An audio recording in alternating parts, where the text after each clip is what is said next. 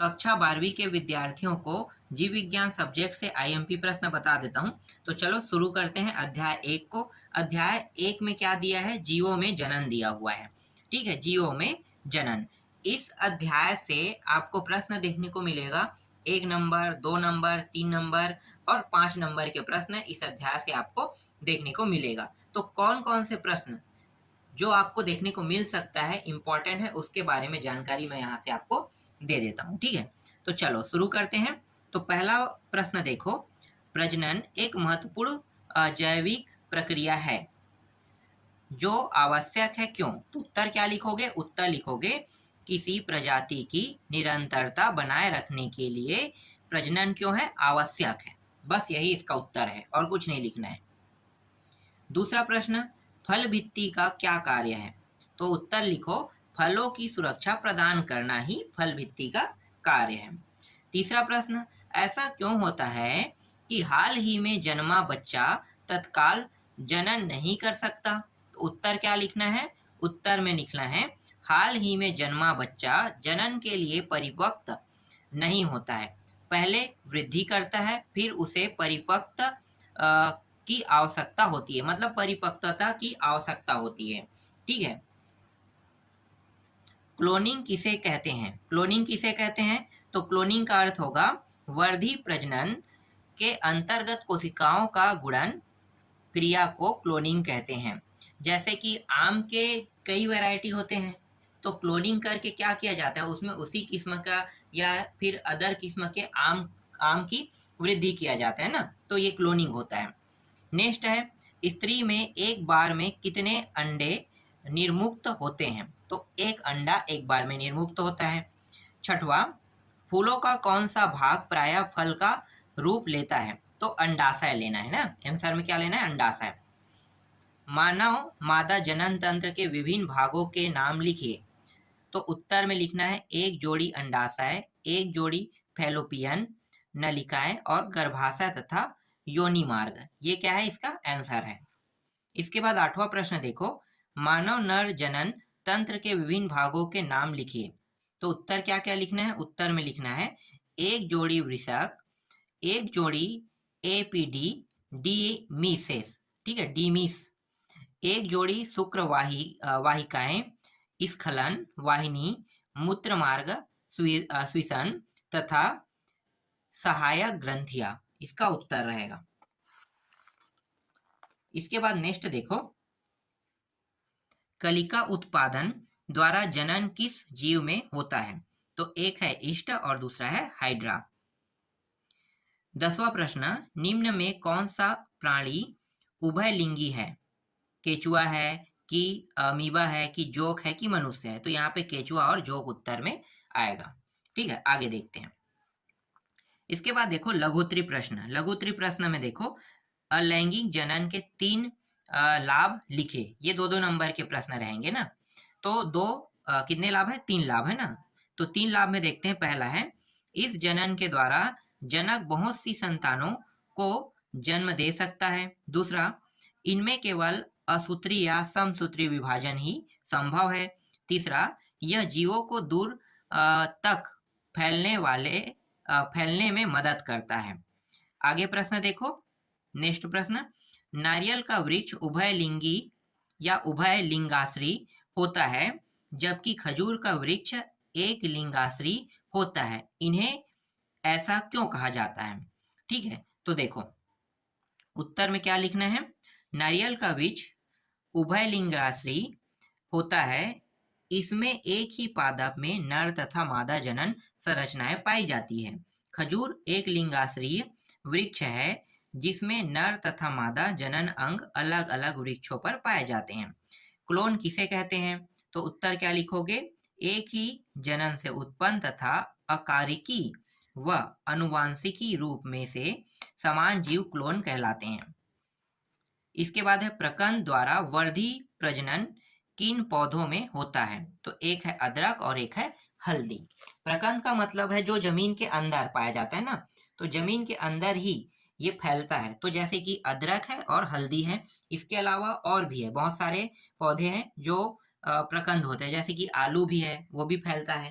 ठीक है, तो ऐसे पौधे, लेकिन यहाँ पे प्रकंद में क्या है कि एक ही, ठीक है, एक ही फल के माध्यम से फैलना बोल रहा है।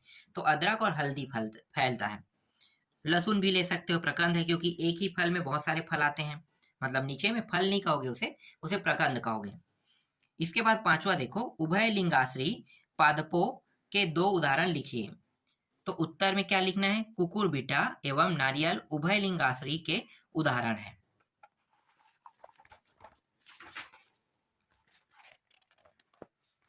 फिर छठवा देखो, छठवा प्रश्न, मधुमक्खियों में नर का जन्म किस प्रकार के प्रजनन से होता है। तो उत्तर क्या लिखना है, मधुमक्खियों में नर का जन्म अनिषेक जनन विधि से होता है। इस विधि में मादा से उत्पन्न अंडाणु का निषेचन नहीं होता है और वह अनिषेचित अवस्था में ही वृद्धि करता है।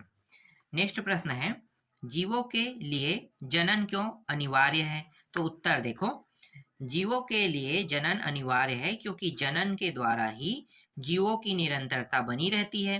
प्रत्येक जीव निश्चित अवधि के पश्चात मृत हो जाता है, परंतु मृत्यु को प्राप्त होने से पूर्व वह जनन प्रक्रिया द्वारा नई संतति का निर्माण कर देता है। ठीक है, संतति मतलब वही पुत्र बोल सकते हो। ठीक है, संतति का मतलब। आगे देखो, जीवन अवधि से क्या आशा है, जीवन अवधि से क्या तात्पर्य है। तो उत्तर क्या लिखोगे, प्रत्येक जीव के जन्म से उसकी प्राकृतिक मृत्यु तक का काल उस जीव की जीवन अवधि होता है। इसके बाद नेक्स्ट देखो, निषेचन को परिभाषित कीजिए। वह प्रक्रिया जिसमें नर व मादा युक्त संलीत होकर द्विगुणित युग्मजन बनाते हैं, निषेचन कहलाते हैं। ठीक है, निषेचन का अर्थ आप लोगों को पता होगा। चलो आगे देखते हैं, वृद्धावस्था का क्या मापदंड है। प्रजनन की आयु की समाप्ति को जीर्णता या वृद्धावस्था के नाम से जाना जाता है। नेक्स्ट प्रश्न देखो, जीवों में जनन की विधियों के नाम लिखिए। तो अलैंगिक जनन और एक होता है लैंगिक जनन होता है। ठीक है, आगे देखते हैं, अलैंगिक जनन द्वारा उत्पन्न हुई संतति को क्लोन क्यों कहा जाता है। ठीक है, अलैंगिक जनन। तो देखो उत्तर क्या लिखना है, अलैंगिक जनन द्वारा जो संतति मतलब पुत्र या पुत्री ना, उत्पन्न होती है वह एक दूसरे के समरूप होती है, अर्थात अपने जनन के एकदम समान होती है। अलैंगिक जनन के द्वारा उत्पन्न हुई संतति अनुवांशिक रूप से तथा अकारकीय दृष्टि से एक समान होती है। अकारकीय तथा अनुवांशिक रूप से एक समान जीवों के लिए क्लोन शब्द का उपयोग किया जाता है। ये रियल में जो क्लोन शब्द है ना, इसका उपयोग क्यों किया गया है यहाँ पे बताया गया है। देखो, जैसे कि माता और पिता के द्वारा आपका जन्म हुआ है तो आप उसके क्लोन कहलाएंगे, सीधी सी बात, यही चीज वो बता रहा है ना, क्लोन का मतलब। इसके बाद देखो, जनन की अच्छी विधि कौन सी है और क्यों। उत्तर क्या लिखोगे, तो देखो उत्तर में आपको लिखना है, जनन की लैंगिक विधि अच्छा माना जाता है। इस क्रिया में दोनों जनक नर व मादा भाग लेते हैं। दोनों जनकों से बने युग्मक संलयित होकर युग्मजन का निर्माण करते हैं और युग्मजन से भ्रूण का विकास होकर नए जीवों का निर्माण होता है। लैंगिक जनन से लैंगिक विविधता होती है, इसमें नए लक्षण बनते हैं। इस विधि में प्रजनन धीमी गति से होती है। इसके बाद तीसरा देखो, लैंगिक जनन के परिणाम स्वरूप बनी संतति को जीवित रहने के अच्छे अवसर होते हैं, क्यों। क्या यह कथन हर समय सही होता है। तो जान लेते हैं भाई लैंगिक जनन से क्या सही कह रहे हैं। ठीक है, तो एक हिसाब से ये पूरा स्टोरी अगर मैं पढ़ रहा हूँ तो ये स्टोरी जो है लैंगिक और अलैंगिक बोल रहे हैं ना। देखो लैंगिक जनन के बारे में क्या है मैं बताता हूँ। लैंगिक प्रजनन में नर और मादा दो प्राणियों की आवश्यकता होती है। नर शुक्राणुओं का निर्माण करते हैं जबकि मादा अंडों का निर्माण करती है। शुक्राणुओं और अंडों को सामूहिक रूप से युग्मक कहते हैं। नर युग्मक शुक्राणु तथा मादा युग्मक अंडा के संलयन या युग्मक एक में क्या है, संयुग्मक है ना, संयुग्मन से युग्मजन बनता है।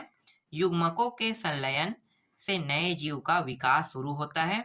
युग्मकों के युग्मन को गर्भधान कहते हैं। इस विधि से उत्पन्न संतति या उसके माता पिता समान रूप से तद्रूप नहीं होते और वे संततियां अपने माता पिता से अलग होती है। यह विभिन्नता क्रोमोसोम्स के विसंयोजन और युग्मकों के संलयन के समय बने जीनों के नए संयोजन के कारण आती है। इस प्रकार लैंगिक जनन में निराकरण मतलब विलोपन की क्रिया ना की प्रतिकूल विशेषताओं के अवसर बहुत अधिक है, इसलिए यह संतति के लिए सबसे अच्छी विधि समझी जाती है। ठीक है, बस इतना ही लिखना है, ये वाली जानकारी आपको याद नहीं करना है। आगे देखते हैं। अब यहाँ पे देखो, अलैंगिक जनन द्वारा बनी संतति लैंगिक जनन द्वारा बनी संतति से किस प्रकार भिन्न है, तो भिन्नता बताना है। तो देखो, भिन्नता बताने के लिए आपको उत्तर में क्या लिखना है, ये अलैंगिक जनन से उत्पन्न संतति अपने जनक के एकदम समान होती है, अकारकीय तथा अनुवांशिक रूप से एक समान होती है। इसके लिए क्लोन शब्द का उपयोग किया जाता है। साधारण जीवों तथा अनेक पौधों में सामान्य रूप से अलैंगिक जनन होता है। लैंगिक जनन के परिणाम स्वरूप जो संतति उत्पन्न होती है वह अपने जनकों के अथवा आपस में भी समरूप नहीं होती है।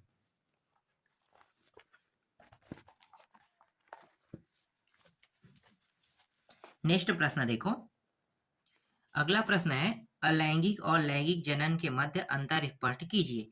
कायिक जनन को प्रारूप अलैंगिक जनन क्यों माना जाता है? तो उत्तर क्या लिखना है, देख लो। लैंगिक जनन और अलैंगिक जनन, जो भी चीज आपको समझ में आ रहा है वही इसका उत्तर रहेगा, ठीक है। तो मैंने लैंगिक जनन को पढ़ के बताया और अलैंगिक जनन को पढ़ के बताया, तो ये दोनों इसके क्या होंगे, डिफरेंस होंगे। चलो आगे देखते हैं। बड़े प्रश्नों का जो उत्तर है पढ़ के नहीं बताया जा सकता, ठीक है। आगे देखो, यहाँ पे कायिक प्रवर्धन से आप क्या समझते हैं, कोई दो उपयुक्त उदाहरण दीजिए, ठीक है। तो उपयुक्त दो उदाहरण देना है, तो पहले इसके उत्तर देख लेते हैं। छोटा होगा तो पढ़ लेते हैं। पौधे में कायिक संकरण एक प्रकार का अलैंगिक जनन है, जिसमें एक मुकुलन निकल आता है। इसमें एक मुकुलन निकल आता है जो बढ़कर नया पौधा बन जाता है।